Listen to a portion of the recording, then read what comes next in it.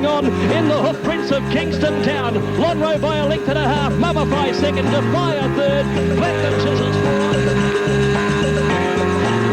Mummify getting tired. Distinctly Secret. Grey Song fly out wide, but Mummify has won the Caulfield Cup. A great all-the-way win from either Grey Song, Distinctly Secret, or Maccabi Diva.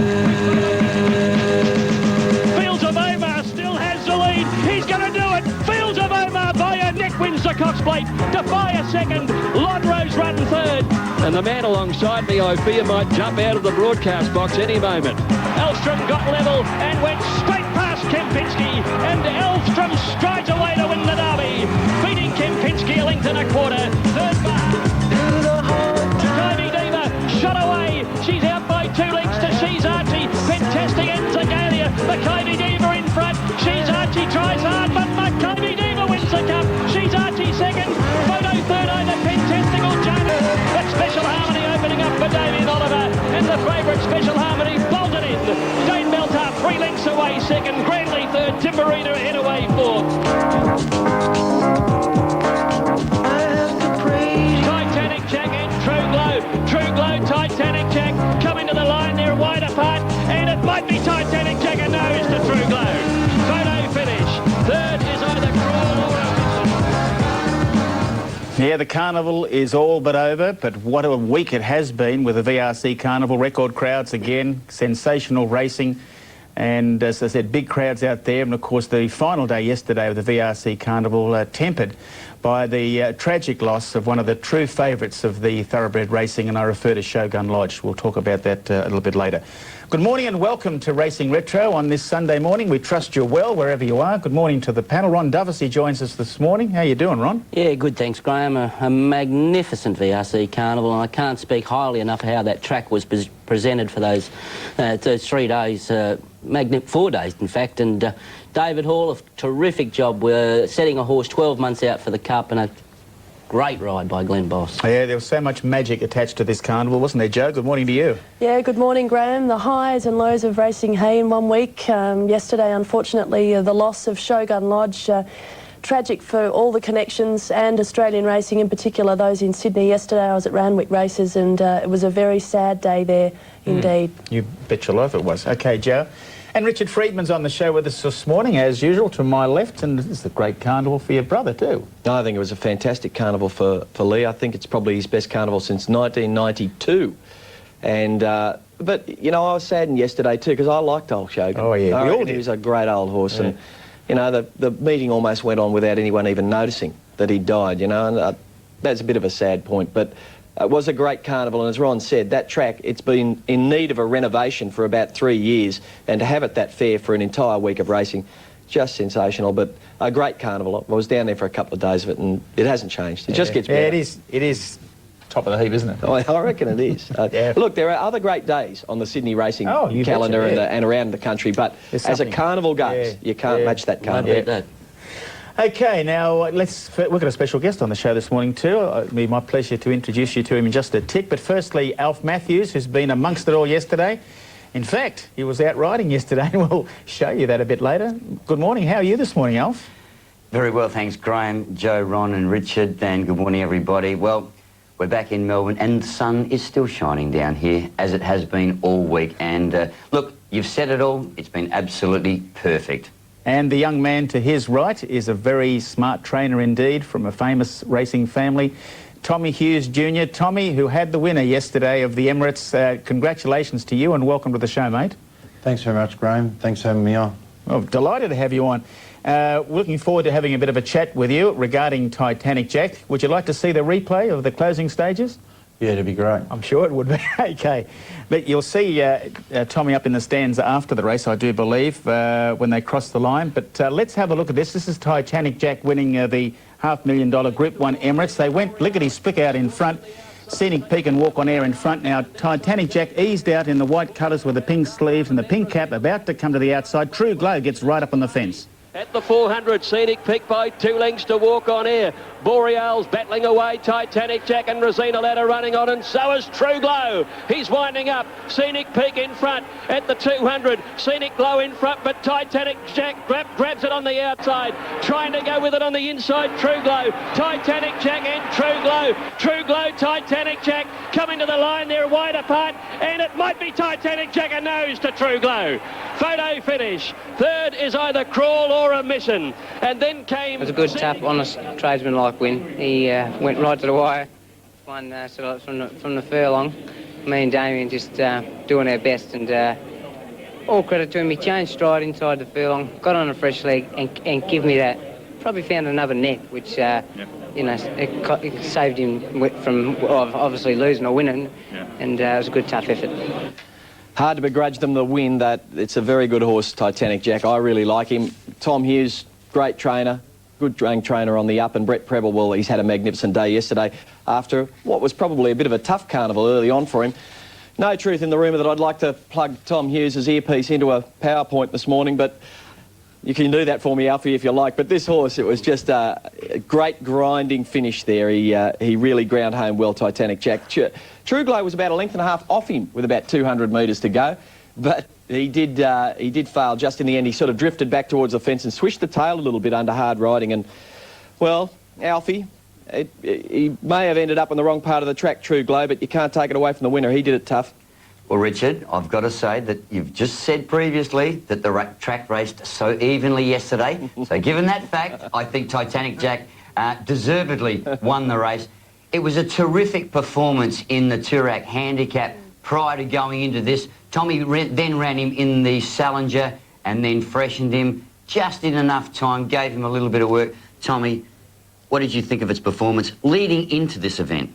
Yeah, no, we thought his run down the straight last week in the Salinger was a nice run. We're a bit disappointed on the day, but after watching the replay and letting things settle down a little bit, they just didn't go hard early, and then just made it impossible for back markers to have any hope. In the Toorak handicap, though, you drew very ordinarily, and you had no option but to go back, and he performed admirably. Yeah, no, his runs, all this preparation have been excellent, and he's run against the best company. And as you know, when you run against the best week in, week out, you don't win every week. And, you know, as long as they're running good. Yeah, it certainly is a terrific training performance, and deservedly so. This horse has been destined to win a Group 1 for a long time, Graham. It certainly was. Look, Tom, firstly, with the speed on from the word go, and you saw that, you must have been happy with yourself as they settled fully into stride. And we'll talk about the finish in just a tick. Yeah, no, after they'd gone, say, 2 furlongs, I was very, very, very happy with the way Brett put him in a nice position, and, I was pretty confident from then on. Did you think that you'd won the photo? You looked a bit hesitant there. You kept looking up at the screen. No, well, Dad, watching it from where we were, I thought True Glow had gone past us. And Dad said to me, "Oh, we're home." I said, "No, the other one's hit the front." And then on the line, I didn't know really who had won. And then I looked up at the screen, and Sky Channel had the camera on him, and they're normally right. We're always right.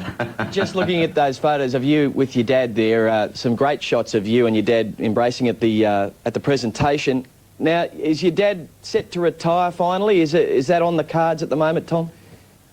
Yeah, he's been saying to me that he's going to give it away, but I'd like to sit down the night with him and have lunch, have some tea with him, and I'd just like him to hold his licence for another 12 months, and you know, it'd be good if we could, Grace on could win a nice race in the autumn, or even win next week in his name. How many horses you got in training at the moment, Tom? No, we only have 20 horses in work, Alf. I tell you what, we'll come back and have a bit more of a chat about his dad too, because I've got some fond memories of some of the great horses that Tommy's had over the years. But let's just have a listen to what the beaten jockeys have to say. We'll start firstly with Damien Oliver, who rode True Glow. We had a beautiful run through the race, but we just couldn't quite pick up the winner. He just curled up on me a little bit at the last 100 metres. I think he's come to the end of his run a bit. Yeah, he ran super. He's back off the bridle a long way from home, and kept trying his heart out and ran super. He had a nice run, followed the winner wherever he went. He struggled a bit coming into the straight, but once he straightened, he stretched out nice. Just got nabbed for third, so it's a good run. Just when Walk On Air come across at an angle, he just sort of half wanted to run through the bridle and over-raced. Surprised how well he finished the race off. It was a terrific effort. Definitely wanting further. He got back in the early stage of the race. They went very hard. Under the big weight, he laboured a little bit when he first entered the straight, but the last part of the race was the best part of his run. He really hit the line nice the last 50. Yeah, we're just talking amongst ourselves here about the run of Scenic Peak, how well it battled on. Just going back to Tom. Tom, how long have you been in the stable with your father? How many years? Yeah, no, I was there from a young age, on and off, and then been with Dad, been down there, say, time I was 14-year-old, and haven't missed many days in, 20-odd years, so I've been down there a fair while. Were you there the day that Salamander was just pipped in the Melbourne Cup? Yeah, I was there as a young boy, but I was probably a bit young to really remember it and take it in, but I was there. I can tell you a few horses going back before that. I just remember one of the great horses he had was a horse by the name of Raja Saab that won a Doncaster, and I think it won a Stradbroke as well, and another good stay was Grand City. I think that's a bit before your time. Your father would have told you about them nonetheless, but they were good horses back in their days. Now, of course, we alluded to at the start of the show the death of Shogun Lodge, who collapsed and died. I think it was around about the 1,200-metre mark, or Chiquita Lodge. Chiquita Lodge, yeah. And here's what happened. You can just see it on the right of your screen, and it just goes back from the field, and this is just, well, particularly as Joe said, for those in Sydney at Randwick, oh, terrible moment, Joe. Yeah, so many people came up to the fence yesterday to ask how Shogun Lodge was, and seeing those pictures of Glenn Boss, I think, told the story. He was absolutely devastated. He's had such a great partnership with the horse over the years, and, well, the highs and lows of Glenn Boss's week, winning the Melbourne Cup on Tuesday, and then that tragic incident with Shogun Lodge yesterday. He passes away as a 7-year-old, and his earnings extraordinary, just over $4.5 million, and he's one of the all-time great stakes earners in Australian racing. You were with the stable foreman, were you not? Yeah, Billy Davenport. Yeah, Billy. Who over the years, with him, I've keenly followed Shogun Lodge, and every time I saw him at the races, he would mention how the horse was progressing, whether he was in work or he wasn't in work, and he was absolutely devastated yesterday, Yeah. Bill, and this will really rock the stable. Ron, as a jockey, you'd get so close to a horse, particular horse that you've had a long association with like that, as Shogun Lodge, from calling out Glenn Boss. Yeah, look, he's been a proven campaigner year in, year out, and there's no indication when a horse is just going to burst like that.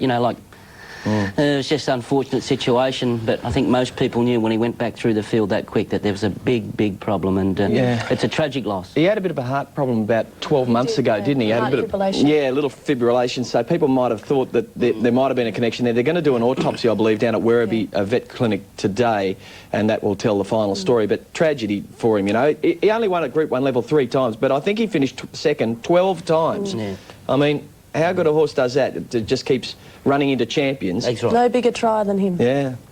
Very Great sad horse. day for all concerned, and for course trainer Bob. Look forward to seeing the winner's circle in the night. Free, followed by Outlaws Special. He enjoys his racing, and I was just saying to Tony Vassell, you don't get many horses like him. He's such a gem to ride.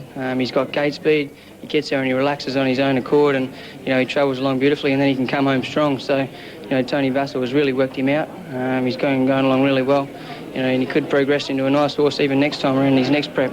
Even next Saturday, Tony contemplating highly running the horse in the Classic at Sandown. Yeah, well, if he pulls up well like he did after Tuesday's win, then it'll be a nice race for him because he's going to lob on the speed. And he's performed well at Sandown before, so it'll be a nice race for him, that's for sure. He's a lovely horse, Zasman. Now, it took Tony Vassell a while to get him going, but now that he's got him at his peak, he's had a great run winning the Geelong Cup, and then he won a race on Melbourne Cup Day. He's backed up on the Saturday, won the Queen Elizabeth, and who would say that he couldn't go on and win another decent race within the next week? There's no excuses for horses that finish behind him. He sat outside the leader and just ground away and ran them off their legs, Alf. Oh, look, it was an outstanding performance. This horse is on fire. And, it was quite amazing leading into the Melbourne Cup this year. People said, the Geelong Cup form won't stand up this year. Well, you can throw that right out the window. This horse is tough and very, very good indeed. And don't forget, He came back in journey into this race yesterday as opposed to his performance last Saturday. And as I think Kieran just summed it up perfectly, he's got gate speed, he takes up the perfect position, he's not going to get into trouble in any time, and I tell you what, he's going to be a very, very hard horse to beat in the Sandown Classic. The worst part about it is that he's going that well, and the wins, it's probably going to wait him out of a Melbourne Cup next year. I tell you what, I've got to give you some credit here. Listening to you on Sky and on 2KY, on your late mail, you were very keen about the chances of She's Archie, and of course the winner, as we know, Makybe Diva. So you consider that Geelong form very strong. Yeah, well, I did. Right. Well, you know, I still thought the time that they ran on the day was very good. And I just thought going in, because I'll be quite honest with you, I actually had something on Zasman in the Geelong Cup. I thought his performance at Flemington previous to the Geelong Cup was terrific. This horse is flying, and all Tony's horses are flying at the moment. And so, hey, get on the train and stay on it. Could I just say before we move on, how lucky Victorian Racing? They've got Tony Vazel, about 40, Mick Price, about 40, David Hall, 40, Lee Friedman, 46. What? Yeah, that's how old he is, I've checked, right? But you know what I mean? And there'd be people I've left out of that, Robert Smurden and quite a number of others who I don't mean to leave out, but I just can't think of their names at the moment. Got such a depth of training talent, and all at such a relatively young age, you know? It augurs well for the next 20 years down there. It does. That horse, you know, he impressed. He could win an Adelaide Cup or a Sydney Cup, that horse, next preparations, has Yeah, yeah, no. And well done, Tony Vazel. It's been a terrific carnival for Tony. Right, now let's move on to one of the other feature races yesterday. This is the Group 2 Maribyrnong Plate. It's been won by some pretty smart youngsters over the years. This is a smart one too, from the Lee Friedman stable. San Zero, very strong at the end. Might have a slender lead, with Mari Madeline being tackled by Fra Salome, Lord of Lauriston in behind them, and Picket Fence has ridden along at the tail of that division. On the other side, here's San Zero and Insurgents, both coming home very strongly to tackle Love Jetta. Coming towards the 200-metre mark now. Not much between the two sides. Mari Madeline with Picket Fence picking it up on this side. San Zero leads the inside. San Zero in front on the inside. I think it might have the overall lead, yes. San Zero clearly wins it well. San Zero first, beating Love Jetta, and third Insurgents, and then Picket Fence beat the... Yeah, he sustained a long sprint, which he sort of did it the other day, and I just thought today, you know, when I asked him to go, I'll leave him flat-footed, and he just kept going right to the wire, and it was a good, strong, tough effort. Big future. I mean, you were pretty confident once you got off the scales there. Yeah, I love him. He's a gentleman. He's a pleasure to ride, actually, for a jockey. And yeah, he's got a bright future. He'll have a little spell, and when he comes back, he'll no doubt improve. He's a good, tough two-year-old, that. I don't know that he's the best two-year-old in Victoria at the moment, but he's right up there with the best of them, and he races very truly. He got about 3 or 4 horses off the fence there, and a lot of two-year-olds might wander out into the centre or wander back to the fence, but he went as straight as a gun barrel. And the race experience up the straight, no doubt, counted for plenty. And, you know, I just thought he's a tough two-year-old, Alf, and he'll be hard to beat in anything he runs in, at least up until Christmas, and then we'll see after that. Richard, I thought his only start, and that was on debut down the straight, held him in good stead for an event like that. He's tough. The thing I do like about him, he is a classic-looking individual too. He's got the pedigree to match it, and it comes out of the squad form, one trained by John Hawkes that I have got no doubt will go on. Yeah, I like his action, this fella. Yeah, he reminds me a lot of actually Dan Zero. He's a very similar horse. Got a better head than Dan Zero. Yeah, well, Lee's really got his 2-year-olds fired up at the moment. I think once the stable gets their 2-year, you know, I know who's doing it. Yeah, Grumpy. Yeah, Grumpy's training the 2-year-olds. Once the stable fires up with their 2-year-olds, it's funny how they all flow at the same time. But you know, terrific job. I didn't mind the second filly's run there, the Danehill filly. She fought hard after being beaten, Love Jetta. I thought her effort was quite sound, and Insurgent still learning, still very green. Talking of Grumpy, we're talking about the very talented Anthony Friedman, are we not? No, Grumpy. Okay. Have you ever seen Alf Matthews in the saddle, folks? Well, you're about to. Coming up after this race on Racing Retro. But as we head off, let's just pay tribute to a real star of the Australian turf, Shogun Lodge, winning the 2001 Queen Elizabeth Stakes.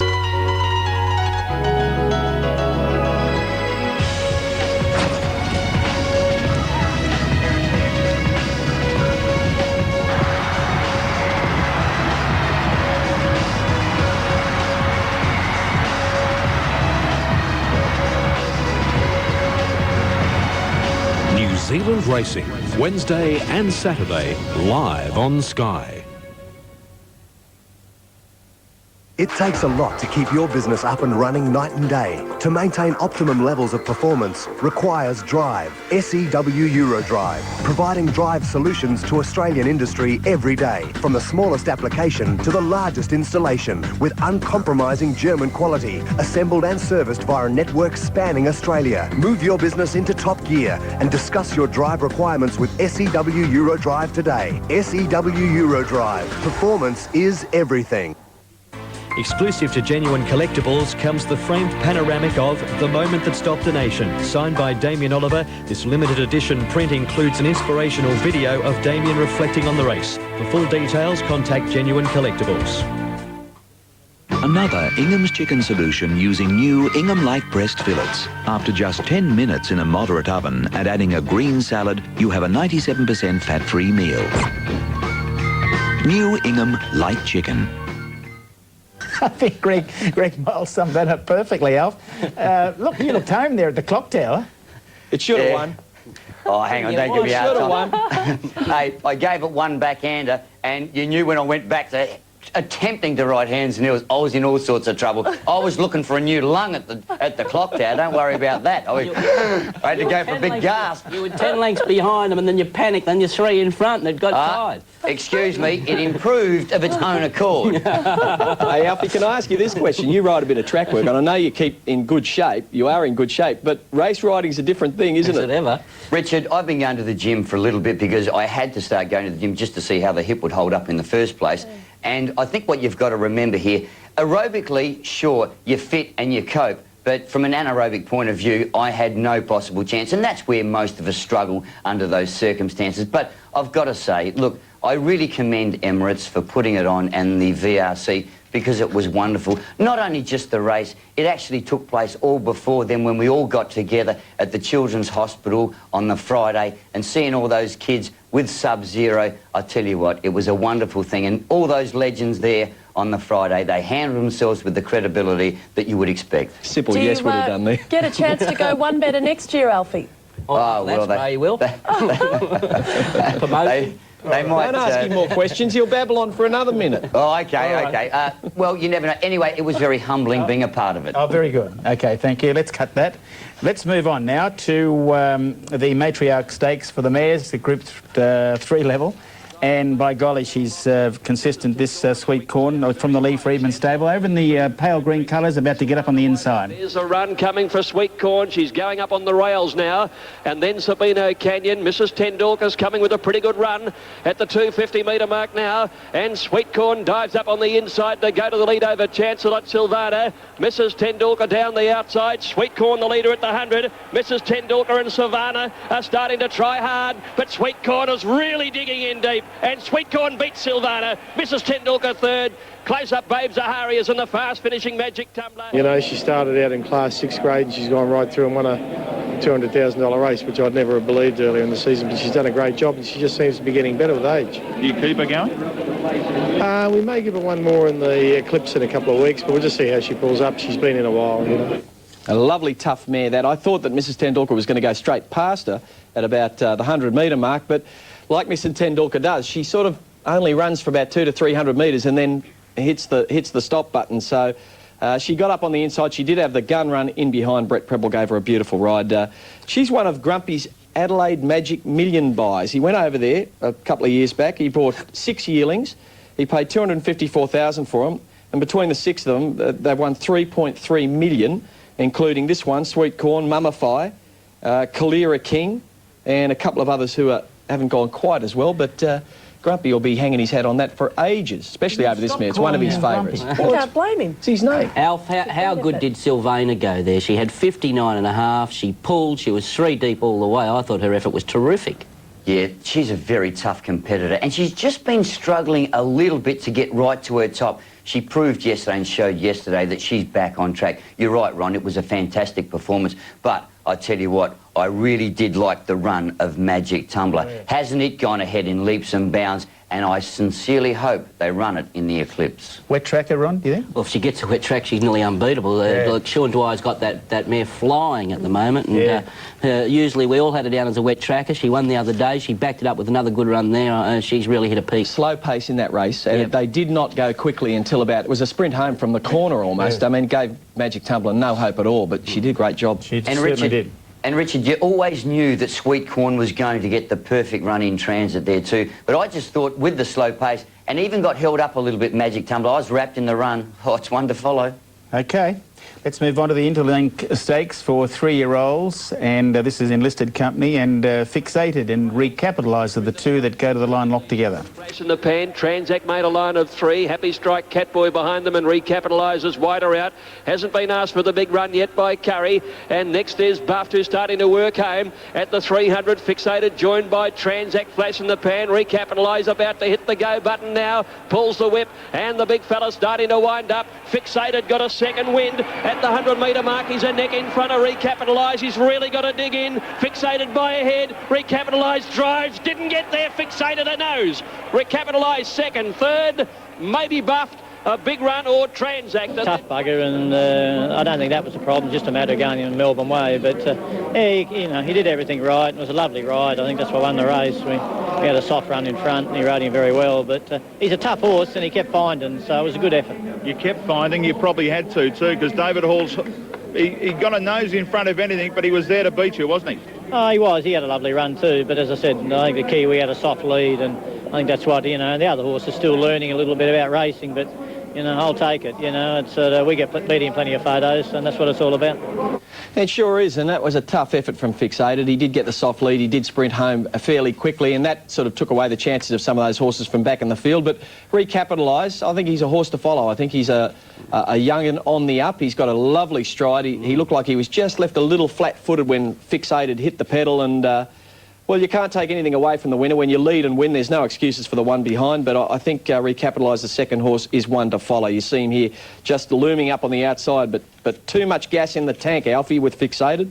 Yes, like the performance of the winner, Recapitalise, good, like the way he put his head right on the line. He'll go on, and I am going to take that film to the Apprentice Academy and show jockeys, or young jockeys, what you do when you do miss the start. I thought Brett Preble handled the situation perfectly. Unfortunately, it missed the kick. Buffed. Good effort. And it's worth highlighting here too that John Hawkes took out the 2003 VRC Spring Carnival Training Award for training the most Cup winners during Cup Week, a total of 4, just beating Lee Friedman. Right, let's move on. Thanks, Joe. Let's move on to the Hilton International, again Enlisted Company. This is for the sprinters, and a big go here late for Into the Night. It's there he is back in the blue and red stripes, and he's looking for a run to get cleared. Darren Beedman in the white cap. Watch now. At the 200 metres from on the outside, Prince Rubiton. Bulbasaur charging through and Into the Night.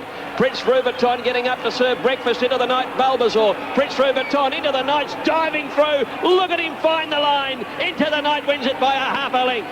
Second to either Bulbasaur or Prince Rubiton with Sir Well, he should have won by 2 or 3 lengths Into the Night. He got checked at about the 200-metre mark. He was going backwards when all the other chances were going forwards. He got shuffled in behind them and then had to weave his way through them again. And that's tough to do when you're racing at the top level. And here he is. You just see him about 4 off the outside rail in the white cap. He's just found the gap.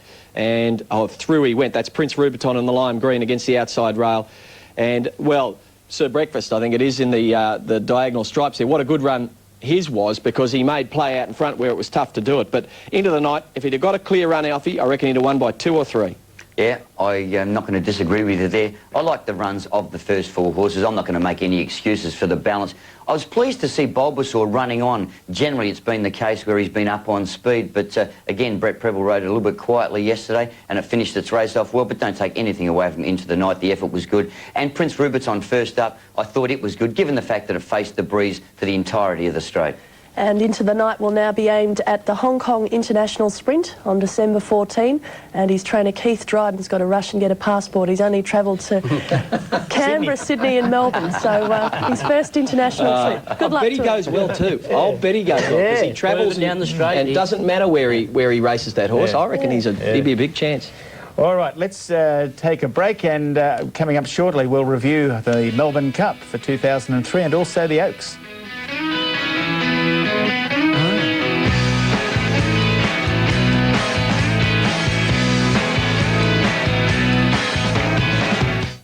Hi, this is John Tapp with a message for those of you who have yearlings coming up for sale. Mitavite Yearling Prep will enhance the appearance and presentation of your young horses. It's highly digestible and they'll love it.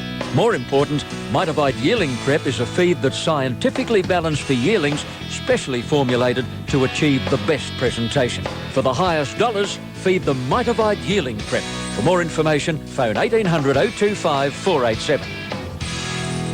Graham Rogerson's Racing Stables is forming the Anzac Syndicate, a 40-share partnership to race 3 magnificent colts, both in New Zealand and Australia. The first is a half-brother to Group 1 winner from DB Lady. The second is by Super Sire Feltat, sire of my outstanding filly Tattletale. The third colt is by first season sire Pin from Dare to Win. Shares are just $5,500. Come on, live the dream and join my team. For info, visit my website or call 1-800-619999.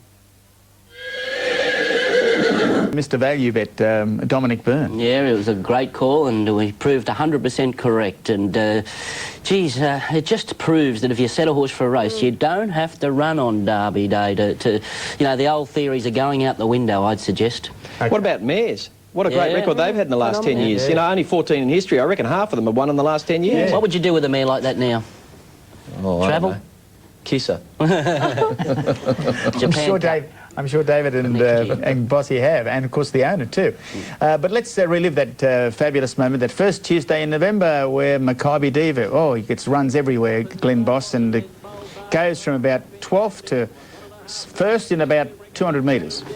Maccabi Diva 15 at least from the leader, trailed by She's Archie, and they were followed then by Mr. Prudent and Grey's Song. Well back as Big Pat and Yakama as they came to the turn, and then came Piace. Holy Orders drops out last. They're on the bend at the 600 metres now, and Mill Street the leader. Out after it, Zagalia frightening, and Hugs Dancer joins in 4 wide. Just behind them is Mamool as they corner from County Tyrone, and then Jardine's Lookout. Here comes Grey Song down the outside, and Yakama the widest runner. Zagalia at the 300, frightening with Maccabi Diva going for a run. She's finishing hard, and wider out now. Pentastic is joining in, and She's Archie runs on, but Maccabi Diva shot away. She's out by 2 lengths to She's Archie. Pentastic and Zagalia. Maccabi Diva in front. She's Archie tries hard, but Maccabi Diva wins the cup. She's Archie second. Photo third, either Pentastic or Jardine's Lookout with close up on the inside. I said to David, I wanted to be a bit more positive on her than I was in the Caulfield Cup. We drew 21 that day and couldn't beat, but I was positive out of the barriers, and I wanted to be outside 10, inside 16. I couldn't exactly tell you where I was, but I figured I was around about that spot. She gave me a great ride. A couple of times the pace slackened and she got a bit on the bit, but I just asked her to steady, just talk to her, and she just straight away steadied for me. So, and the more I went into the race, the further I got, the more confidence I felt. And I just said to Hawley, it was a strange feeling. It was like I was in my own little world. I was in my own little bubble, because things were just happening as I wanted them to happen. And obviously that's what it takes to win a Melbourne Cup. You just burst through at that 300-metre mark and you were away from home. Yeah, well, I seen Clary Connors filly kick clear, and I knew that she had a pretty good prep, and she'd run great in the Cox Plate and ran great in the Caulfield Cup. And Chrissy had kicked hard on her, and I thought, well, I've got to start chasing because she's going to be hard to run down. And I got to her within a couple of bounds. It was just quite incredible. Her acceleration actually took me a bit by surprise. There was a lot of pressure on her to stand up and do it, and it's a race where you never know whether you're going to have the perfect run or not. It's a big field, there's a lot of variables, you're just not sure. But Glenn gave her a terrific ride. He had a trouble-free run, presented her at the right time, he didn't panic, and she, as I said, she's a great mare. I mean, she needed some competition at the end. She wasn't getting tired. She wanted something to come alongside her and or something to chase. And what's this do to trainer David Hall? Oh, look, what does it do for me? Oh, look, personally, so it's extremely satisfying to win this race. It's and just the way we went about it, it just doesn't happen when you set horses 12 months out for a race of this stature, that it can fall into place and you can pull it off. For Tony, he's put a lot of money in. He's been a great supporter. He owns the mother. He's got 2 fillies out of the mare. It just goes on and on and on. So, look, I'm just totally thrilled for everybody that's made it happen. A very, very popular win, that, and that was Dominic Byrne's tip, but he wasn't the only one who tipped it. There were a lot of people tipping Makybe Diva because it was an outstanding preparation. Nothing had gone wrong. She arrived on the day in perfect condition, got the great ride from Glenn Boss, and everything panned out. She won as she pleased in the end. Although, when you look at She's Archie, the runs. Scotty Seamer had a much tougher run on She's Archie and even got into a little bit of a traffic jam with about 300 metres to run. Perhaps if he'd have got through the traffic jam a little more easily, he might have made it interesting. But as David Hall said, she might have just been looking for competition, Joe. And such a deserved result too for the owner of Makybe Diva, Tony Santic, who's a very popular figure in Australian racing, one of the nicest blokes you'll meet. He's a tuna farmer from Port Lincoln, and his biggest dream in racing was to win a Melbourne Cup. And 12 months in the making it happened, didn't it? Have you met him? I have met Tony, and he's a lovely person. Good. I'm very happy put for plenty him. of money in, and people that put money in deserve a result. His story alone is a great success story. Yes. I mean, fabulous story from, you know, rags to riches. Absolutely. And all on his own too. Alf? Well, let's not forget he's got a very solid supporter in his lovely wife, Christine. Of course. But you know what I mean. Yes, I do. Look, Tony's a wonderful guy, and Christine, oh, look, they've just been so friendly. They're so kind. Look, they're terrific people, and they deserved it. But this was a very spectacular training performance, I thought. If David, and look, he told me well before, if he had have run it again prior to the Cup, it would be looking for further than 3,200 metres. Don't forget it was bred internationally, and when it was brought out here, it could go back and compete like the Jardines Lookouts over the 36, 38, 4,000 metre races. David understands the horse extremely well. He set it, and he refused to read papers about how people do run in the McKinnon Stakes and useless races like that that shouldn't even come into contemplation as far as I'm concerned. You stick to a plan, and he did, and he got success. Ron, what about the international contenders? Look, I thought Jardines Lookout went terrific. He's a real 4,000 metre horse, real stayer. Hugs Dancer. Didn't have the best of runs. He took off far too early on it. And, well, it's another ride. I mean, it was a dreadful ride. It was a dreadful ride in the Caulfield Cup. They keep bringing out these jockeys who can't ride here. Holy Orders, well, he was never going to be. I can't believe how short he was. You know, he never had a gallop lead for 2 weeks leading into the race. Got tired halfway round. The favourite had excuses. Wasted too much energy playing up in quarantine. Exactly. And well, sadly, he broke down. I wonder how Godolphin will now approach the Melbourne Cup with all the frustration they've had over the years. Right? I hope they come back, because I really think they're going to win this race. The Godolphin, don't give up on them. They're too clever. They're too clever. And rest assured, guys, that they will be back. Because something that was easy to win, and it was a good quote in the paper, if it was easy to win, it's not worth winning. And that was Saeed bin Sarur making that statement. They will continue to support the Melbourne Cup. They bring out the wrong horses, they have the wrong plan, they ride them the wrong way, and if they keep doing that, they won't win it, and they need to change the way they do it. Very close a couple of times. Exactly. They haven't been totally hopeless in the Melbourne Cup. They've placed 3 times or something. So. All right. And all the controversy about Danny Nikolic, Mummify, that's all finished? Well, yes, it's all finished as far as everyone's concerned. Stewards, Danny, us, it's all over. Where's the horse? In the paddock? Horse is in the paddock. Whose paddock? Our paddock. Right, don't start all that rubbish. That was just a bit of mischief being started after the event. There was never any discussion of the horse leaving it as far as we knew. And it does happen in racing, doesn't it? Well, it can happen. It could happen tomorrow. But I don't think so. All right, let's have a look at yet another of the big races for Lee Friedman over the carnival, the VRC Oaks. Lee's third in this big race, and I think it's Damien's third too. Special Harmony. Watch the buffeting as they race to around about the 300 metre mark with Special Harmony and Dane Beltar. They come to the turn at the 700 metres now, and Danish Peak leading by 3/4 to Royal Mask, Rinky Dink. Grandly to the outside, and then Special Harmony in the red sleeves, still lying 5th on the rail. Then came Romanikov, Dane Beltar, and then came Dubai Pearl as they swing for home. Timberina's a good way back on the rail. Danish Peak at big odds, cornered in front of Royal Mask. Ricky Dick trying for a run. Grandly with a run on the outside. Dane Beltar pocketing Special Harmony. Awesome heavy bumping going on there, but Ollie's got the favourite in the clear. Grandly the leader at the 250. Special Harmony now Stokes up, and the favourite dashes to the lead in the Oaks. Dane Beltar running on, and Timberina down the outside, but Special Harmony opening up for Damien Oliver, and the favourite Special Harmony bolted in. Dane Beltar 3 lengths away second, Grandly third, Timberina ahead away fourth. travelled beautifully in the run, had to push out a little bit to get out, but once she got out, she balanced herself up very quickly and just blew them away. A lot has been spoken about what could happen in 12 months, but she gives you that feel, Damien, of being a 2,400-metre horse, Caulfield Cup next year? Well, they walked in the Oaks. It was a really slowly run race, so it wasn't a staying test. It was just a matter that she was the best filly in the race, the best acceleration. So, but, you know, you'd think the Caulfield Cup would be a lovely race for her, and, I mean, you never know about the 2 miles. Just have to see how you go with your form leading into it. I feel she's the best of our Oaks winners. She's got that great acceleration the good horses have, and she used that to advantage today. We hope she spells well and comes back, and I'd like to think we'd have a nice 4-year-old that we could set for something, you know, out of this world. And virtually from day one, she showed you that under the name she was going to be something special? From day one, we were pretty happy with her. I don't think they show they're special until they get to the classic races and you see how they perform. But as soon as she got into the really big times, she's just kept doing it, you know.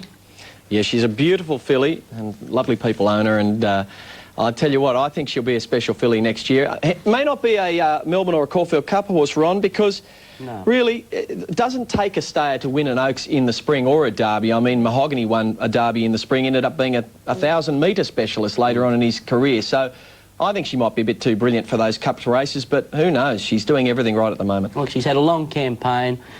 I was a little worried after the Wakeful. I didn't like the last 50 metres, although she was back running last. I don't know what was happening there, but look, a dominant win from a special filly. She did draw the outside gate there, Ronnie, and didn't have a lot of I'm speaking from my pocket. I know you are, because you backed her, but I tell you what, it was one of Damien Oliver's very good rides up until about the 300-metre mark, and then I thought, oh, Damien, you might be running into a traffic jam here with Dane Beltar trying to hold him in the pocket, but Alfie, he had enough horse under him to be able to just push out of that pocket. I think it's very imperative to realise too, when you get inconvenienced to that degree, it's hard to get back up and get going again. I thought Danny Nikolic rode a very aggressive race. I thought he pulled the right reins at the right times. I thought Damien was very, very lucky not to be suspended. However, it didn't make any difference. She's clearly been the superior filly throughout the spring, and she's top class, there's no question about that. Well, the man who has been very busy as far as Sky Channel is concerned over the carnival is Andrew Bensley. He's up next with all the latest information regarding racing. And as we head off to a break, we're going to have a look at the Emirates Classic run on Thursday over 1,200 metres. My Egyptian Rain, two back-to-back wins for the trainer Graham Begg. Let's check that out. 200-metre mark, our Egyptian Rain from Chong Chong. Thorn Park putting in a run. Spinning Hill battling a little bit. Our Egyptian Rain still had it. Thorn Park's coming after her, but she's got a kick. Our Egyptian Rain, she'll go all the way. Our Egyptian Rain first. Brief Embrace gets up to grab second from Thorn Park.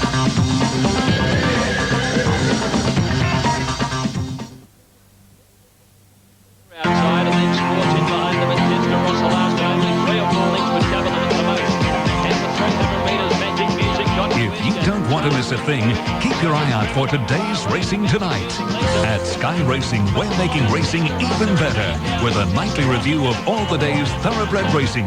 So if you missed out during the day, you can see it all on today's Racing Tonight on Sky Racing. Sports for Bahrain front fifth and 5 lengths Iska.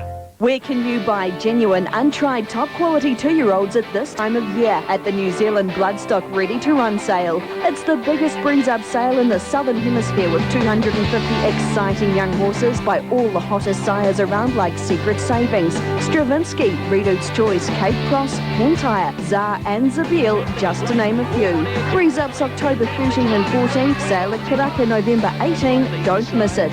For catalogues and breeze-up videos, contact New Zealand Bloodstock.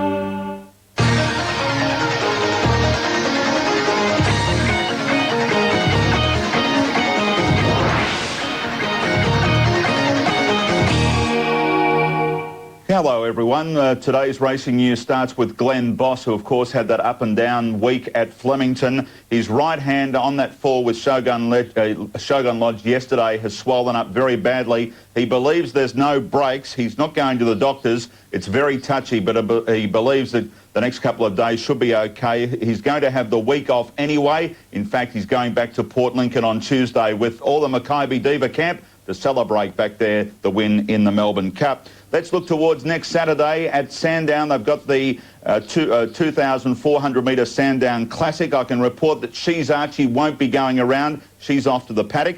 Distinctly Secret has pleased since the Melbourne Cup, and Damien Oliver will take the ride next Saturday. Hale, last year's winner of the Classic, will run, and Bruce Marsh is pretty happy with the horse's progression.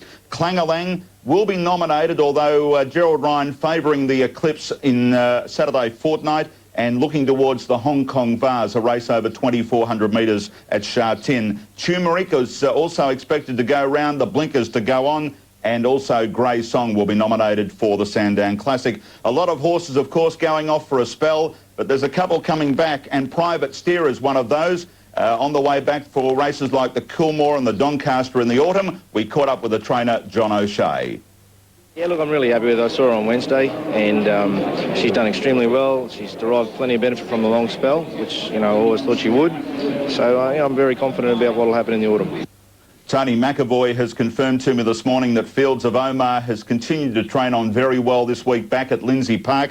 They travel to Japan for the Cup on November 17. The Perth Carnival is closing in. Entries close on Tuesday for both the Railway and the Fruit and Veg. Scenic Peak has come through yesterday's run very well. The intentions are to run in the Railway Stakes. Tony McAvoy is looking at sending 4 or 5 horses over for the feature races, and Mick Whittle is at this stage looking at floating both Roman Arch and King's Arch across the Nullarbor to contest the Railway and the Fruit and Veg. The club are looking at chartering a flight as well to get the horses across the Nullarbor. Toowoomba trainer Sean Dwyer, he's told me this morning that Magic Tumbler will be going for a spell. It won't be going to the Eclipse in a couple of weeks. And one horse, though, is coming back into work this week is Regimental Gal. She'll go home and have a good 8-9 week preparation, and we'll come back down here end of January for the Lightning on the 8th of February, and then if she races well, we'll progress to the Oakley Plate and the Newmarket. Just keen to put her in the A-class sprint races. Why not? Zagalia, a decision will be made in the next 48 hours whether she goes to Hong Kong for the Vase over 2,400 metres or goes for a spell. Natural Blitz is also waiting for a contact from the Hong Kong Jockey Club. Doug Harrison believes it'll come in the next 24 hours. It'll decide whether they go for a spell. Graham Rogerson will resume top mare Lash coming up this Saturday in the Sandown Stakes, a Group 3 race over 1,400 metres. Star of Florida is heading home, raced lengths below the best yesterday, spell and aim towards the Sydney Autumn for races like the Galaxy. And finally, Star Here yesterday in Adelaide broke the track record on that distance at Morfordville for Richard Jolly. Will go to the City of Marion in a fortnight. Has bled in the past, although don't want to overtax the horse, but Richard believes that Star Here is an ideal Goodwood horse for next May. So plenty of news around Graham, despite the fact we're getting towards the end of the Spring Carnival. Yeah, and add to that, more news happened during the week. Congratulations, Andrew, on yet another media award for your contribution for the Amy Derby. Well done.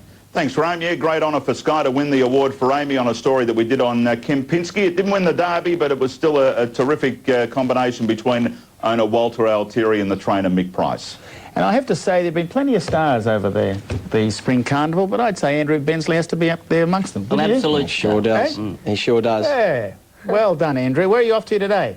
I'm off to bed. Oh, well, say hello to Bernadette on the way through, won't you? Yeah, I'll give her I won't give her a... You want to rephrase that, Graham?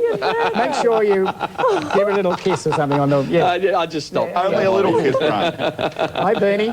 See ya. How are you, Doug? But Bernadette, folks, is his wife. She's a lovely, lovely wife. Yeah, I'll be quiet there. Now, where are we? New Zealand race yesterday. Oh, can't wait.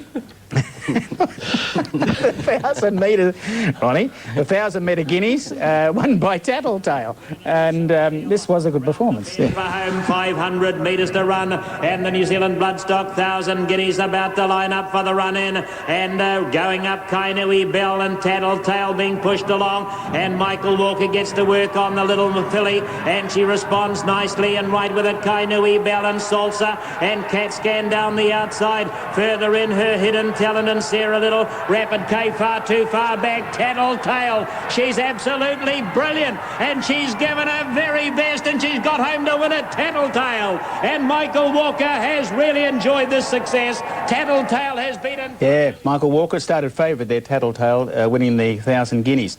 Now, the AJC Autumn Carnival, the New Look Carnival, is scheduled for 2004. Yes, and 4 great days there with the day 1, the AJC Derby, the TJ Smith, the Sires and the Chairmans. And we'll have day 2 with the Doncaster and the Heroic. And day 3 will include the Australian Oaks, the Galaxy and the Emancipation Stakes, and then finish off with day 4 we'll have the Queen Elizabeth the Sydney Cup, Champagne Stakes, all-age stakes and the Frank Packer Plate. What a great 4 days that will be. I wonder if it can match the Victorian 4 days of the Flemington Carnival, and I wonder whether the Sydney horses will dominate as savagely as the Victorian horses did throughout their spring carnival. You're barking off one spring. Look back through the results. And I tell you what, I think it will work. I'm not saying it'll happen in the first year or 2 years to match the Melbourne Carnival, but I tell you what, I believe it will work, and there's some pretty smart young promoters out there at the AJC. Oh, there are. There are some clever young blokes out there, and I reckon they'll build it into a really big event, because Sydney people are starting to take on events. Yeah, that's a great sign. Yeah, you know? look at the Melbourne Cup crowd there on... but the town's got to get behind it. The city's got to get behind it. And that's what they're doing. Oh, good. Yeah, they're doing. They're and the papers in and tourism the media. and everything this year, next year. So good luck. And with the STC Carnival and the AJC Carnival all overlapping, going into one. Now, look, there's a very special function coming up, Joe, for Cherie Buki, as we've been talking about over the past couple of weeks or so. You're actually going over there to MC? Yes, I'll be emceeing the function, which will be held on Thursday, November 27. Tickets are $100 each, and it will be held at the Morfettville Function Centre, and there'll be a special auction as well, and included amongst those items, one highlighted here, a limited edition print of Seabiscuit, one of only 100 made, signed by the painter, and other fantastic items will be up for grabs on the night. And contact Jeremy Gask if you're interested in attending. Okay, now it's going to be a fabulous night, and good on you, Joe. I'm glad you're going over for that. Ron, just on the meeting at Ramble yesterday, no one rode better than young Mitchell Bell. Yeah, he rode a winning double, and geez, I was impressed with a couple of his rides, especially on Silk and Money. Showed great patience, and that boy's really coming of age now. And just before we have a look at the horses to follow, congratulations to Beryl and Jeff White, owners extraordinaire, who celebrated their 50th wedding anniversary last month. OK, now let's have a look at our horses to follow. I've gone for Peppercorns, Joe has gone for Silk and Money, Richard for Recapitalise, Ron for Mutate. Yeah, look, it didn't race yesterday, but it's one filly, an octagonal filly. I think it was the Mackay Diva Connection owned and trained. I think it's got a future, that filly. Sheer Devotion from Alan Thomas, big run yesterday, and Alf's gone for Recapitalise.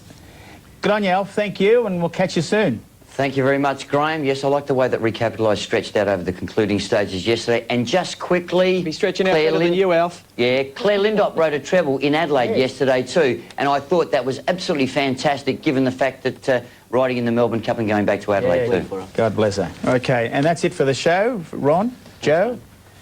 Alf pulled up sorer than Mamool. He's battling, I think. And thank you for watching. Hope to have your company at the same time. We do it all next week. Bye for now. Takes the lead from Dane Carrington, the Shadow King next. Up the middle, the inside, Fickle